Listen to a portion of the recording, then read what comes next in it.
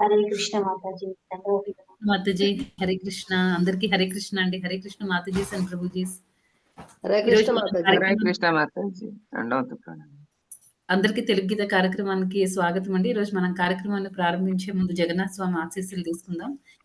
జై జగన్నాథ్ బలదేవ్ సుబ్రహ్మయ్యకి జై, సుదర్శన్ భగవాన్ హరే జై, హరే రామ్ రామ్ రామ్ హరే హరే హరే కృష్ణ హరే రామదేవ్ కృష్ణ की जय, హరే రామ్ రామ్ రామ్ హరే भगवान की హరే जय, गौरनिताय की जय, पंचतत्वा की जय, श्रील प्रभुपाद की जय, जय पताक स्वामी गुरु महाराज की जय. प्रार्थनలు. ఓం అజ్ఞానతిమిరంధస్య జ్ఞానాంజనశలాకయా చక్షురున్మిలితం येन తస్మై శ్రీ గురవే నమః. నమో విష్ణుపాదాయ కృష్ణప్రస్థాయ భూతలే శ్రీమతే భక్తివేదాంత స్వామిన్నితి నామినే. నమస్తే సారస్వతే దేవే గౌరవాణి ప్రచారిణే నిర్విశేష శూన్యవాది పాశ్చాత్య దేశతారిణే. जय श्री कृष्ण चैतन्य प्रभु नित्यानंद श्री अद्वैत गदाधर श्रीवासादि गौर भक्त वृंदा. हरे कृष्णा कृष्णा कृष्णा हरे हरे, हरे राम राम राम हरे हरे. ఈరోజు మనం 2వ అధ్యాయం గీతాసారం నుండి 69-70 శ్లోకాలు చూద్దామండి. 69వ శ్లోకం. या निशा सर्वभूतानां तस्यां जागर्ति संयमी यस्यां जागृति భూతాని సా నిశా పశ్యతో మునేః. భావము: సకల జీవులకు ఏది రాత్రియో అదే ఆత్మనిగ్రహము కలవానికి మేల్కొని ఉండు సమయము. సర్వజీవులు మేల్కొని ఉండు సమయము అంతర్ముఖుడైన మునికి రాత్రి సమయము. 70వ శ్లోకం. ఆపూర్యమానమచల ప్రతిష్టం సముద్రమాపః ప్రవిశంతి యద్వత్ తద్వత్ కామాయం ప్రవిశంతి సర్వే సశాంతిమాప్నోతి న కామకామి. సదా పూరింపబడుచున్నను నిశ్చలముగా నుండు సముద్రమునందు నదులు ప్రవేశించు రీతి తన యందు కోరికలు నిరంతరము ప్రవేశించుచున్నను ఆ ప్రవాహముచే కలతనందని వాడే శాంతిని పొందగలడు. కోరికలను తీర్చుకొన యత్నించు వాడు అట్టి శాంతిని పొందజాలడు. 69వ శ్లోకం ఫస్ట్ చూద్దామండి. ఇక్కడ ఈ 2 శ్లోకాలు స్థితప్రజ్ఞుడి గురించి చెప్పడానికి 2 ఎనాలజీస్ ఇచ్చారనమాట, 2 ఉపమానాలు ఇచ్చారు. ఫస్ట్ దానిలో ఏం చెప్తున్నారంటే ఈ ఆత్మ నిగ్రహము కలిగిన వాడికి, ఎవరైతే సెల్ఫ్ రియలైజ్డ్ సోల్ ప్లస్ ఆత్మనిగ్రహం కలిగిన వాడికి తర్వాత నార్మల్గా మిగిలిన జీవులకి ఎలా ఈ రాత్రి పగలుతో అలా కంపేర్ చేయడం జరిగిందనమాట. అయితే ఇక్కడ ఏం చెప్తున్నారంటే ఎవరైతే ఇప్పుడు బాగా ఇంద్రియ భోగం చేసే వాళ్ళు ఉన్నారనుకోండి, వాళ్ళు ఎలా ఆలోచిస్తారు అంటే, వాళ్ళ ప్రవర్తన ఎలా ఉంటుంది అంటే, ఇది మనం అసలు ఈ 69వ శ్లోకం చూసే ముందు మనం ఒకసారి ప్రీవియస్ శ్లోకాస్‌లో కొన్ని మెయిన్ పాయింట్స్ అంటే భావం వరకు చూసుకుంటూ వెళ్దామండి. 64వ శ్లోకంలో 64వ శ్లోకం నుంచి ఇంకా స్థితప్రజ్ఞత్వం గురించి చెప్పడం మొదలుపెట్టారు శ్రీకృష్ణ పరమాత్మ. 64వ శ్లోకంలో ఏం చెప్తున్నారు? కొన్ని లక్షణాల గురించి చెప్పారు. స్థితప్రజ్ఞత ఉండే వాళ్ళకి వాళ్ళ రాగద్వేషాలు ఉండవు, తర్వాత ఇంద్రియ నిగ్రహం ఉంటుంది, తర్వాత విధి నియమాలన్నీ కరెక్ట్‌గా పాటిస్తారు అనే విషయాన్ని 64వ శ్లోకంలో చెప్పారు. నెక్స్ట్ 65లో ఏం చెప్పారు? ఎవరైతే కృష్ణ భక్తి భావనలో ఉంటారో అలాంటి వాళ్ళకి ఈ 3 రకాలైన తాపములు ఉండవు అని చెప్తున్నారు. బుద్ధి కూడా చాలా స్థిరంగా ఉంటుంది అని చెప్తున్నారు. నెక్స్ట్ అంటే భక్తిలో ఉండేవాళ్ళు బుద్ధి స్థిరంగా ఉంటుంది. తర్వాత వాళ్ళు ఎలాంటి తాపములు వచ్చినా సరే, ఎలాంటి సఫరింగ్స్ ఉన్నా సరే వాళ్ళు ఎలా ఉంటారంటే స్థిరంగా ఉంటారు అనేది చెప్పారు. నెక్స్ట్ శ్లోకంలో 66వ శ్లోకంలో భక్తి జీవితంలో లేని వాళ్ళకంటే కృష్ణ భక్తిలో లేని వాళ్ళు ఎలా ఉంటారు, వాళ్ళకేంటంటే ఎప్పటికీ కూడా విశుద్ధ భక్తి స్టేజ్‌కి చేరుకోవడం కష్టము. తర్వాత వాళ్ళ మనసు స్థిరంగా ఉండదు. మనసు ఎవరికైతే స్థిరంగా ఉండదో వాళ్ళ ఆలోచనలు రకరకాలుగా వెళ్తూ ఉంటాయి కాబట్టి వాళ్ళకి శాంతి ఉండదు. ఎవరికైతే శాంతి ఉండదో అలాంటి వాళ్ళు సుఖాన్ని కూడా ఎప్పుడు పొందలేరు అనే విషయాన్ని 66లో చెప్పారు.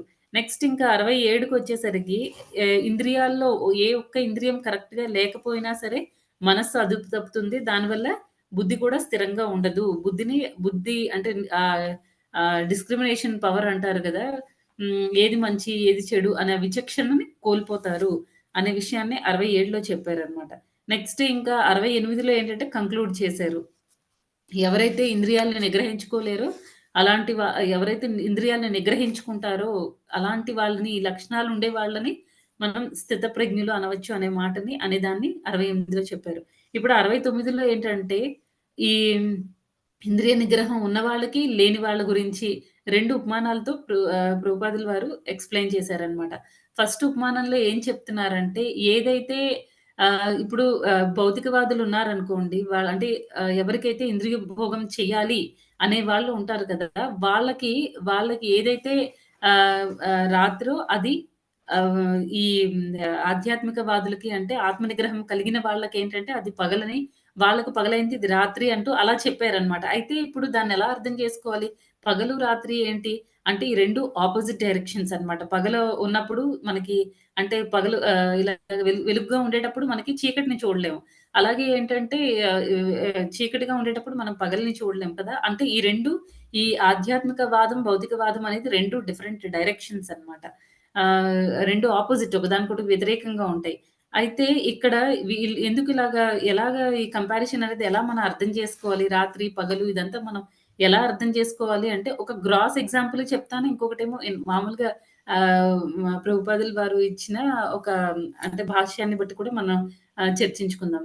అయితే గ్రాస్ ఎగ్జాంపుల్ ఏంటి అంటే, ఇప్పుడు జనరల్‌గా డివోటీస్ ఉన్నారనుకోండి, వాళ్ళు పొద్దున్నే 3 గంటలకి అలా లేచి వాళ్ళ అంటే వాళ్ళు లేచి వాళ్ళ ఆధ్యాత్మిక జీవితాన్ని వాళ్ళు స్టార్ట్ చేస్తారనమాట. పొద్దున్నే లేవడము, బ్రష్‌లు, స్నానం చేయడము, తర్వాత మంగళారతి, చాంటింగ్ ఇలా వెళ్తుందనమాట. అంటే ఫస్ట్ మార్నింగ్ 3:00 నుంచి అంటే బ్రహ్మ ముహూర్తంలోనే వాళ్ళు యాక్టివ్ అయిపోతారు. కానీ ఆ టైంలో ఈ ఈ భౌతికవాదుల్ని అంటే ఎవరైతే ఈ జీవులుంటారు గదా! వాళ్ళు ఎవరైతే మనోనిగ్రహం లేకుండా ఇంద్రియ భోగం చేస్తూ ఉంటారో, వాళ్ళ లైఫ్ ఎలా ఉంటుంది అంటే వాళ్ళు 3 గంటలు అంటే వాళ్ళకి మంచి నిద్ర టైమ్ అన్నమాట. మార్నింగ్ 6:00 అన్నా సరే ఉదయం 6 గంటలకి లేవాలన్నా సరే వాళ్ళకి చాలా కష్టం అన్నమాట. ఎందుకంటే వాళ్ళు నిద్రపోవడం కూడా చాలా లేట్‌గా నిద్రపోతారు. వాళ్ళు ఇంద్రియ భోగం చేసుకొని అంటే ఏంటి నైట్ 12 వరకు అలాగా ఇంకా వర్క్ చేయాలి, ఎక్కువ కష్టపడాలి, ఎక్కువ సంపాదించాలి, ఎక్కువ ఎంజాయ్ చేయాలి. అదనమాట. దానికోసమని వాళ్ళు టైంకి పడుకోరు. 12కి రాత్రి 12కి దెయ్యాలు, పిశాచాలు తిరిగే టైంలో కూడా వాళ్ళు తింటారు అని అంటారనమాట. అంటే 12 గంటలకు తినడం, 1 గంటకి ఆ టైంలో తినడము, ఆ తర్వాత లేట్‌గా నిద్రపోవడం చేస్తారు. అలాంటి వాళ్ళేంటంటే ఇంక బ్రహ్మ ముహూర్తంలో లేచి వాళ్ళు ఏదో భక్తి చేయాలి అనే ఆలోచన కూడా వాళ్ళకి రాదు. వాళ్ళ ఎంజాయ్‌మెంట్ ఏంటి అంటే మనకి ఈ ఈ భౌతిక దేహం అనేది చాలా దేవుడు మనకి బాడీనిచ్చారు. మనం ఎంజాయ్ చేయడానికి. మనం ఎందుకు ఎంజాయ్ చేయకుండా అనవసరంగా టైమ్ వేస్ట్ చేయాలి అని చూస్తారు. తర్వాత మనం 3 గంటలకి లేచి మనం ఇవన్నీ చేస్తున్నాము, భక్తులు ఇవన్నీ చేస్తున్నారు అనంటే ఈ ఎవరైతే ఇంద్రియ భోగం చేస్తారో వాళ్ళు మనల్ని పాపం చాలా జాలిగా చూస్తారనమాట. అయ్యో! వీళ్ళు లైఫ్‌లో ఏంటి దేవుడు ఇంత చిన్న వయసులో వీళ్ళు దేవుడు అనుకోని ఎప్పుడు కృష్ణ, కృష్ణ అనుకుంటూ వీళ్ళు లైఫ్‌ని ఎంజాయ్ చేయడం లేదు అని అనుకుంటారు. కానీ యాక్చువల్ ఎంజాయ్‌మెంట్ అనేది ఇది ఫ్లిక్కరింగ్ ఎంజాయ్‌మెంట్ అన్నమాట. ఎవరైతే ఈ ఇంద్రియ భోగం చేస్తున్నారో అది వాళ్ళ ఎంజాయ్‌మెంట్ అనుకుంటున్నారు. కానీ యాక్చువల్‌గా అది ఎంజాయ్‌మెంట్ కాదన్నమాట.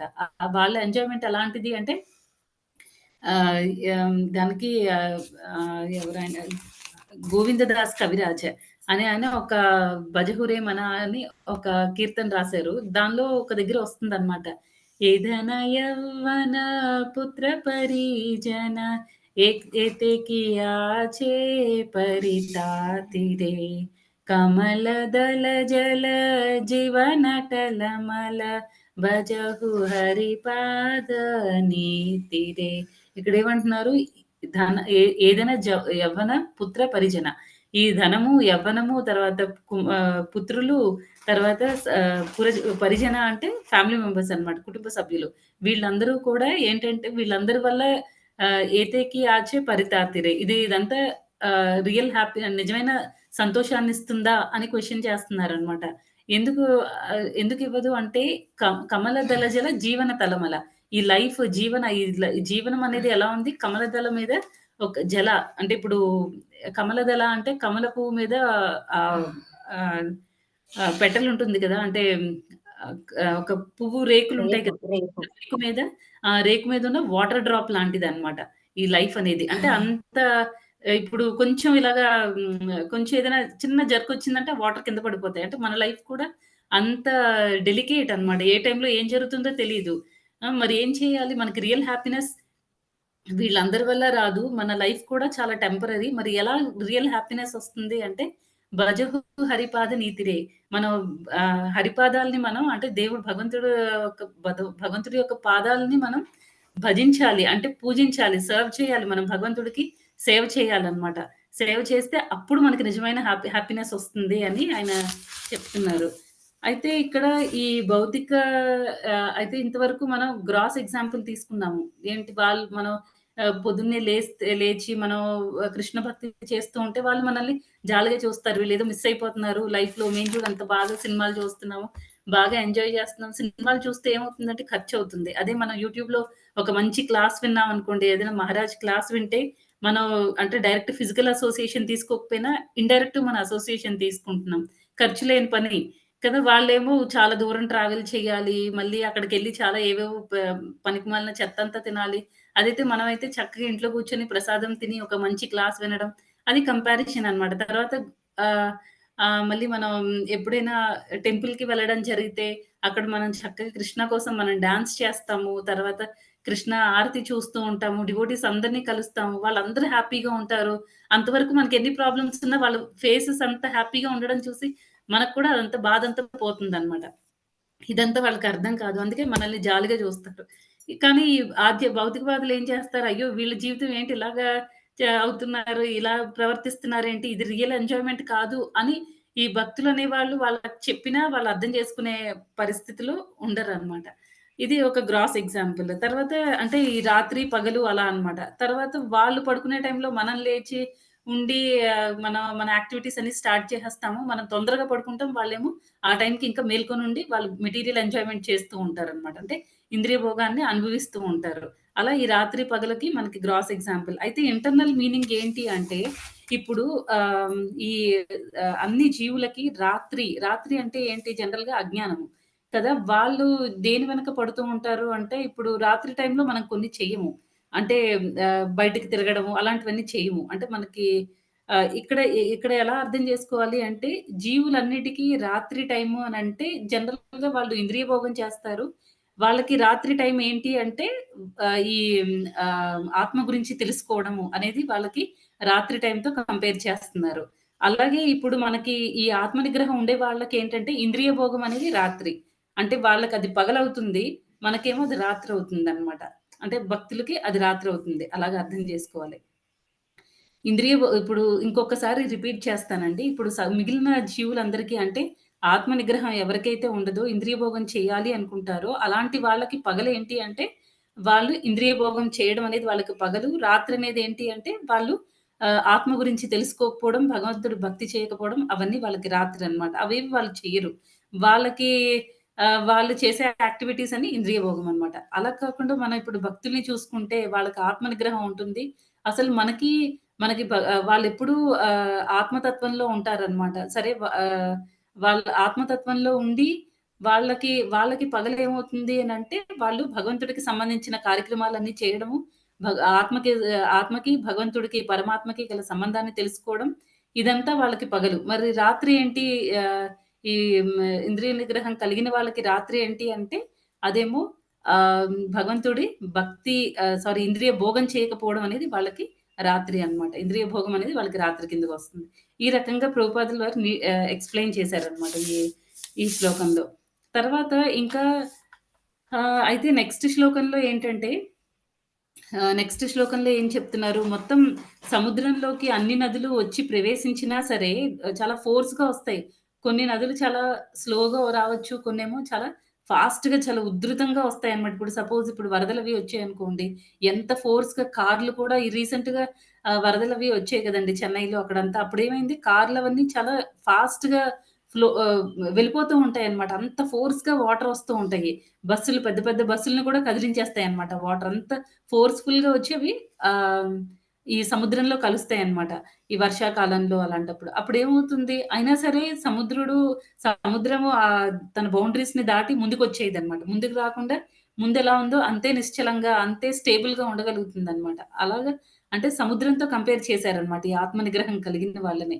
వాళ్ళు ఏమంటున్నారంటే, ఎలా అయితే ఈ సముద్రము నిశ్చలంగా ఎన్ని నదులు కలిసినా సరే, ఎంత వాటర్ దానికి యాడ్ అయిపోయినా సరే, సముద్రం ఎలా అయితే నిశ్చలంగా ఉంటుందో, అలాగే ఈ స్థితప్రజ్ఞత్వం కలిగిన వాళ్ళకి కూడా ఆత్మ నిగ్రహం కలిగిన వాళ్ళు కూడా ఎలా అంటే వాళ్ళలో కూడా వాళ్ళకి ప్రాబ్లమ్స్ ఒస్తాయి. వాళ్ళలో కూడా ఎన్నో భౌతికపరమైన కోరికలుంటాయి. అయినా సరే వాళ్ళు చాలా స్టేబుల్‌గా ఉంటారనమాట. ఒక దగ్గర ప్రభుపాదులు వారు ఒక భాష్యంలో ఇచ్చారనమాట. యమునాచార్య గురించి చెప్తూ ఏం చెప్తారంటే, యమునాచార్య ఆయనకెప్పుడైతే ఈ, ఈ ఇంద్రియ భోగం అనే దాని గురించి అంటే ఒక స్త్రీతో ఎంజాయ్ చెయ్యాలి అనే థాట్ ఎప్పుడైతే వస్తుందో ఆయనేమంటారంటే, నేను వెంటనే ఆహ్, ఆహ్, ఛీ అని చెప్పేసి నేను I will spit on it అని చెప్తారనమాట. ఉమ్మేస్తాను నేను ఆ ఆలోచన మీద అంటే ఆయన అంత కంట్రోల్డ్‌గా ఉన్నారనమాట. అది మనం అర్థం చేసుకోవాల్సిందే. అంటే అలాంటి ఆలోచనలు వాళ్ళొచ్చినా వాళ్ళు నిగ్రహించుకోగలరు. వాళ్ళు నిగ్రహించుకుంటారనమాట. అంత స్టేబుల్‌గా ఉంటారు. అదే ఇప్పుడు ఆహ్, సపోజ్ ఇప్పుడు ఇంద్రియ భోగం చేసే వాళ్ళకి ఏవైనా వాళ్ళు సపోజ్ టీ మానేసారనుకోండి. టీ కానీ లేకపోతే ఏవైనా బయట తినడము ఇలాంటివేవైనా మానేసి జస్ట్ భక్తి అనేది స్టార్ట్ చేశారనుకోండి. మన భక్తి జీవితంలో కూడా స్టార్టింగ్‌లో ఎలా ఉంటుందంటే మనం ఏదైనా మానేసినవి మన ఎదురుగా ఉన్నవాళ్ళు ఆ పని చేస్తుంటే మనకి వెంటనే అటువైపు అట్రాక్ట్ అయిపోతాం అనమాట. మనం చెయ్యాలి, చెయ్యాలి అనిపిస్తాం. మన థాట్స్ స్టేబుల్‌గా ఉండవప్పుడు. ఎప్పుడైతే మనం ఈ భక్తిలో గ్రాడ్యుయల్‌గా మనం ప్రోగ్రెస్ అవుతూ ఉంటామో అప్పుడేమవుతుందంటే, అప్పుడు మనకి ఆ థాట్స్ వచ్చినా మనకి ఆ థాట్స్ మీద కంట్రోల్ ఉంటుంది. ప్రభుపాద ఏం చెప్తున్నారండి, మన ఈ భక్తి జీవితం అనేది రైజింగ్ సన్ లాంటిది. ఇప్పుడు తూర్పున సూర్యుడు ఉదయిస్తాడు అని చెప్తాడు కదా! ఒకేసారి సూర్యుడు టక్కున మనకి ఆకాశంలో కనిపించడు. స్లోగా పైకి వస్తూ కంప్లీట్‌గా సూర్యుడు కనిపిస్తాడు గదా! అలాగే ఏంటంటే మన భక్తి జీవితంలో గూడా స్లోగా మనం స్టార్టింగ్‌లో చాలా స్ట్రగుల్స్ ఉంటాయన్నమాట. ఏదైనా మానేయాలి అనంటే మంచి అలవాట్లు, కొత్త అలవాట్లు అంటే ఈ బ్రహ్మ ముహూర్తంలో లేవడం కానీ, లేకపోతే అంటే కొత్త మంచి అలవాట్లు కొత్తవి నేర్చుకోవాలన్నా, తర్వాత మనకున్న చెడ్డ అలవాట్లని మానేయాలన్నా సరే మనం ఒకేసారి చేయలేము. ఏమవుతుంది స్టార్టింగ్‌లో చాలా స్ట్రగుల్ అన్నమాట. చాలా స్ట్రగుల్ అవుతాం. ఆ స్ట్రగుల్ అనేది మనం భక్తిలో ప్రోగ్రెస్ అవుతున్నాము అనే దానికి ఇండికేషన్ అన్నమాట. ఆ స్ట్రగుల్ అనేది తగ్గుతూ ఉంటుంది. అంత కష్టపడాల్సిన అవసరం లేదు. ఒక సర్టెన్ స్టేజ్‌కొచ్చేసరికి ఎప్పుడైతే మనం ప్యూర్ భక్తి స్టేజ్‌కొస్తామో, శుద్ధ భక్తి స్టేజ్‌కొస్తామో అప్పుడేమవుతుంది స్ట్రగుల్ అంతా జీరో అయిపోతుందనమాట. 100లో ఉన్నది జీరో అవుతుంది. ఆ రకంగా ఏంటంటే మనం ఎప్పుడైతే మన స్ట్రగుల్ జీరో అవుతుంది అనంటే మనం ఈజీగా భక్తి అనేది మనకి చాలా న్యాచురల్‌గా జరిగిపోతుందనమాట. మనం ఏది ఫోర్స్‌ఫుల్‌గా చేయాల్సిన అవసరం లేదు. మనం ఏదైనా మానేసిన వాటిని మళ్ళీ మనం చూసినా మనం డిస్టర్బ్ అవ్వమనమాట. చాలా స్టేబుల్‌గా ఉండగలుగుతాం. ఇవన్నీ చెప్తున్నారనమాట. సపోజ్ ఇప్పుడు మనం జనరల్‌గా ఒక్కొక్కసారి యాత్రలకి వాటికి వెళ్తాం కదా! వెళ్ళేటప్పుడు అప్పుడే ఫస్ట్ టైమ్ వచ్చిన డివోటీస్‌కి తర్వాత ఎన్నో సంవత్సరాల నుంచి ఈ భక్తిలో ఉండి చాలా ప్రోగ్రెస్డ్‌గా ఉన్న డివోటీని చూస్తే అక్కడే మనకు తెలిసిపోతుందనమాట. వాళ్ళేంటి అదే క్లైమేట్ సపోజ్ మాయాపూర్ వెళ్ళామనుకోండి. అదే క్లైమేట్ వాళ్ళకి ఉంటుంది, వీళ్ళకి ఉంటుంది. వీళ్ళు డివోటీస్ అని చెప్పేసి సూర్యుడు వీళ్ళకి ఆ ఎండ ఇంటెన్సిటీ తగ్గిచ్చరు. వీళ్ళు నాన్ డివోటీస్ అని చెప్పేసి వీళ్ళకి ఎక్కువగా హీట్ వచ్చేసినట్టు చేయరు. అందరికీ సూర్యుడు సమానంగానే ఆ సన్‌లైట్‌ని ఇస్తారు. కానీ ఏమవుతుంది వీళ్ళేమో అబ్బా! ఏంటి చిరాకు పడిపోతూ ఉంటారు. రూమ్స్ బాలేకపోతే చిరాకు పడతారు. ప్రసాదంలో ప్రతిరోజు అదే ఫుడ్ ఐటెమ్స్ వస్తున్నాయని చెప్పేసి జనరల్‌గా మాయాపూర్‌లో ఎక్కువ పొటాటో అవి యూజ్ చేస్తారు. పెద్ద పెద్ద సైజ్‌లో కట్ చేసి సబ్జీల్లో అట్లా వేస్తూ ఉంటారు. అవన్నీ చూసి ఏంటంటే, ఆల్రెడీ ప్రోగ్రెస్ అయిన వాళ్ళు పెద్దగా పట్టించుకోరు. అసలు ఆలోచించరు. ఆహ్, దాని గురించి. కానీ ఫస్ట్ టైమ్ వచ్చేవాళ్ళు న్యూ కమర్స్ ఉన్నారనుకోండి, వాళ్ళెలా ఆలోచిస్తారు? అయ్యో! రోజు ఇదే సబ్జీయా? ఏంటి రూమ్‌లు బాలేవు, తర్వాత ఎండ, చెమట అనుకుంటూ వాళ్ళు చిరాకు పడిపోతూ ఉంటారు. అదనమాట తేడా. మనకి ఆ ప్రోగ్రెస్ అనేది తెలుస్తుంది. ఎలా అంటే ఈ సెల్ఫ్ కంట్రోల్ ఉండే వాళ్ళకి, ఈ లేని వాళ్ళకి ఎలాగా ఇంద్రియ భోగం చేసే వాళ్ళకి తేడా ఏంటి అనేది ఇలాంటి విషయాల్లో గూడా మనం తెలుసుకోవచ్చనమాట. ఇంకా, ఇంకా ప్రభుపాదులు వారు ఏం చెప్తున్నారంటే కొన్ని పాయింట్స్ ఉన్నాయి భాష్యంలో. హ్మ్. దేహమునందున్నంత వరకు దేహమునకు సంబంధించిన కోరికలు కలుగుచునే ఉండును. ఇదొకటి ఇంపార్టెంట్ పాయింట్ అండి. అంటే వాళ్ళకి అవే ప్రాబ్లమ్స్ ఉంటాయి. వీళ్ళకి ఇవే ప్రాబ్లమ్స్ ఉంటాయి. కోరికలు కూడా ఇద్దరికీ ఉంటాయి. నాన్ ఆహ్, ఆహ్, ఈ ఆత్మ నిగ్రహం ఉన్న వాళ్ళకి, ఇంద్రియ భోగం చేసే వాళ్ళకి ఇద్దరికీ కోరికలుంటాయి. కానీ భక్తుడైన వాడు తన యందలి పూర్ణత్వము కారణముగా అట్టి కోరికలచే కలతనొందడు.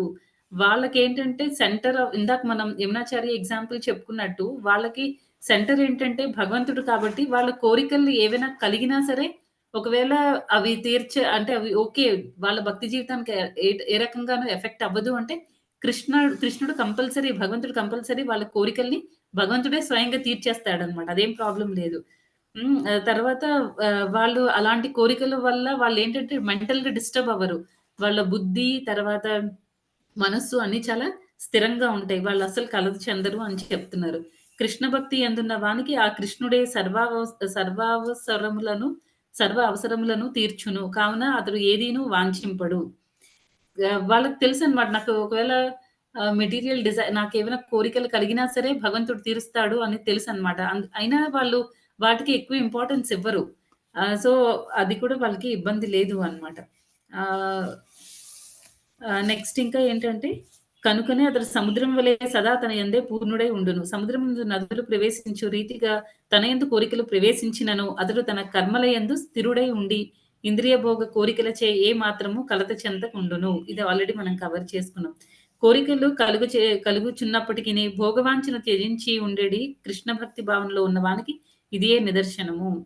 ఆహ్, కోరికలు భోగవాంఛలో ఉండే వాళ్ళకి, కృష్ణ భక్తిలో ఉండే వాళ్ళకి ఏంటంటే కోరికలు కలుగుతున్నా సరే వీళ్ళైతే డిస్టర్బ్ అవుతారు. ఇంద్రియ భోగం చేసే వాళ్ళు డిస్టర్బ్ అవుతారు.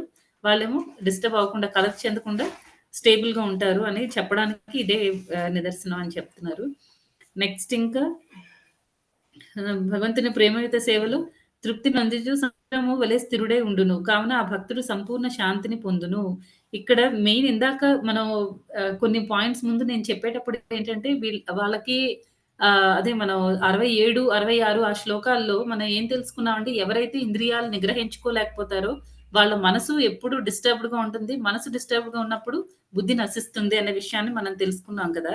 దానికి ఇక్కడ రిలవెంట్ పాయింట్ అన్నమాట. ఎవరైతే ఈ భగవంతుడి భక్తి మార్గంలో ఉంటారో వాళ్ళకేమవుతుంది వాళ్ళెప్పుడు కూడా వాళ్ళెప్పుడు భగవంతుడి ప్రీత్యర్థం కార్యక్రమాలన్నీ చేస్తారు కాబట్టి వాళ్ళెప్పుడూ శాంతిగా ఉంటారనమాట. ఇంద్రియ భోగం చేసే వాళ్ళు మనసు ఎప్పుడు డిస్టర్బ్డ్‌గా ఉంటుంది. అన్నీ వాళ్ళకేదైనా కోరిక తీరితే సంతోషం, కోరిక తీరకపోతే బాధ. సో, వాళ్ళెప్పుడూ ఒకసారి పాజిటివ్‌గా ఉంటారు, ఒకసారి నెగెటివ్‌గా ఉంటారు. ఏదైనా సంతోషం రాగానే చాలా ఉప్పొంగిపోతారనమాట. ఏదైనా బాధ కలగగానే వెంటనే ఇంకా లైఫ్ అంతా అయిపోయింది. ఇంకేం లేదు నాకు అన్నట్టుంటారు. సో, వాళ్ళకెప్పుడు ప్రాబ్లమ్ అనమాట. వాళ్ళెప్పుడు ప్రశాంతంగా ఉండలేరు. కామ్యకర్మ రతులు ఇది ఇంపార్టెంట్ పాయింట్ మళ్ళీ. కామ్యకర్మ రతులు మోక్షకాములు సిద్ధులను యత్నించు యోగులు మొదలగు వారందరూను తీరని కోరికలచే ఎల్లప్పుడూను దుఃఖముచే కలిగియుందురు. కామ్యకర్మ రతులు అంటే ఈ ఫ్రూటీ వర్కర్స్ ఉంటారు కదా! ఎవరికైతే ఆహ్, నాకు ఈ కోరిక తీరితే కర్మీస్ అన్నమాట. ఆ కర్ములు ఎలా ఉంటారంటే వాళ్ళకి ఏదైనా కావాలి. అది జరగనప్పుడు జరగచ్చు, జరగకపోవచ్చు. కాబట్టి వాళ్ళు ఎప్పుడు సుఖదుఖాలకి లోనవుతూ ఉంటారు. తర్వాత మోక్షకాములు. వాళ్ళకి మోక్షం కావాలన్నమాట. అలాంటి వాళ్ళు కూడా ఎప్పుడు దుఃఖంలోనే ఉంటారు. ఆహ్, ఆచార్యులు ఏమంటున్నారంటే ఎవరైతే భక్తిలో వాళ్ళకి మోక్షం అనేది సర్వెంట్ అన్నమాట. స్లేవ్ లాంటిది. ఆటోమేటిక్‌గా వచ్చేస్తుంది. వాళ్ళు భక్తులనే వాళ్ళు ఎప్పుడు స్పెషల్‌గా దాని కోసం ట్రై చేయాల్సిన అవసరం లేదు. అది ఆటోమేటిక్‌గా ఇంక్లూడెడ్ అన్నమాట భక్తిలో.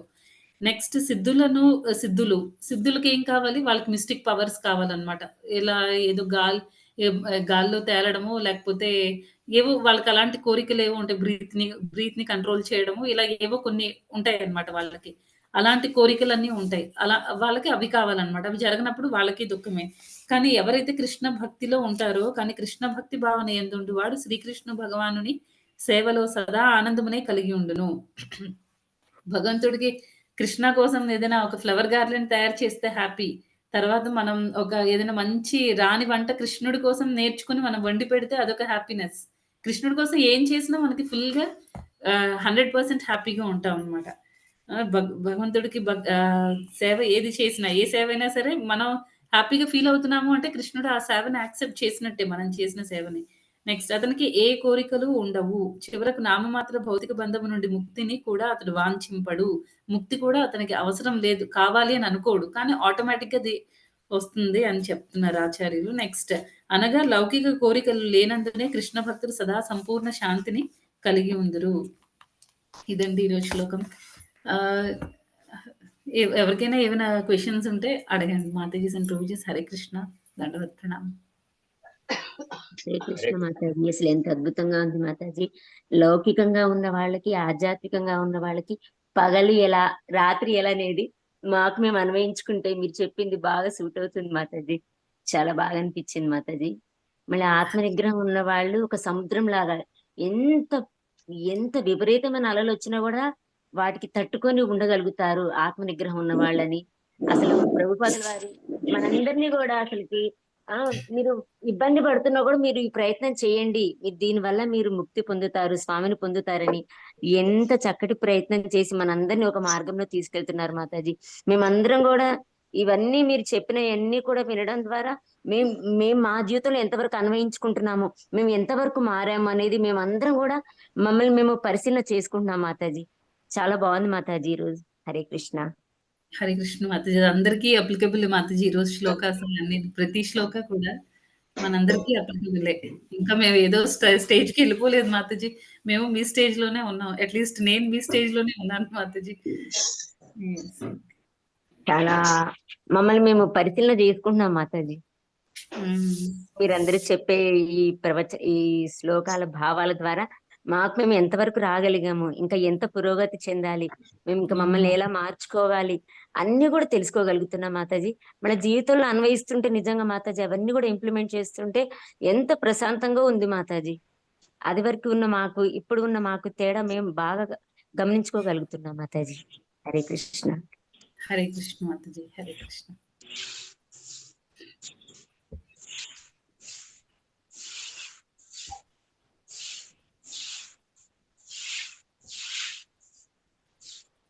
మాతాజీ ఇంకెవరికి ఏం క్వశ్చన్స్ లేకపోతే కాల్ క్లోజ్ చేసేద్దాం మాతాజీ.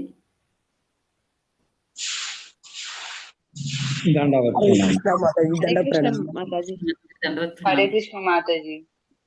హరే కృష్ణ మాతాజీ. మాతాజీ ప్రణామం. Hare Krishna. Thank you Uttam Vasudha Mataji. Thank you devotees. మరి రేపు కలుద్దామండి. హరే కృష్ణ. దండవత్ ప్రణామం. ధన్యవాదాలు ప్రణామం. హరే కృష్ణ మాతాజీ.